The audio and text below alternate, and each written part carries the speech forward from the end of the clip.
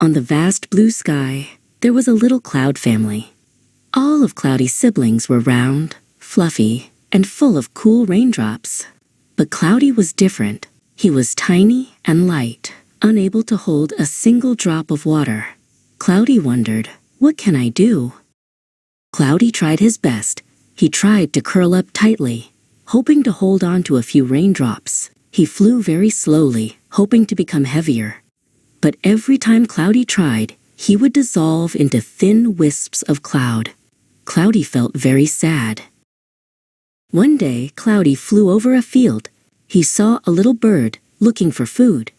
The bird looked up and said, "Oh, I wish there was a cloud shaped like a fish so I could swim in the sky."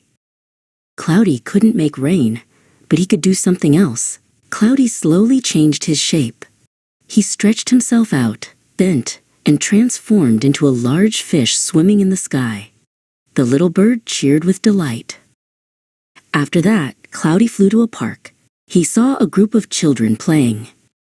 A little girl pointed to the sky and said, "Look, that cloud looks like a jumping rabbit."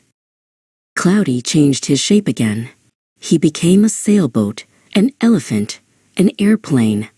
Each time Cloudy changed, the children would cheer, clap, and laugh out loud.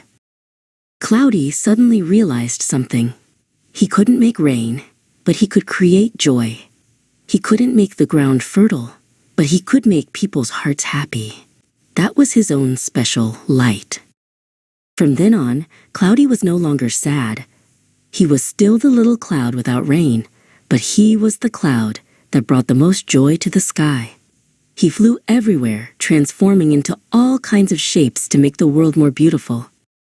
Dear children, Cloudy's story teaches us that everyone is special in their own way. We don't have to be like others to be wonderful. Find your own talent and use it to bring joy to everyone.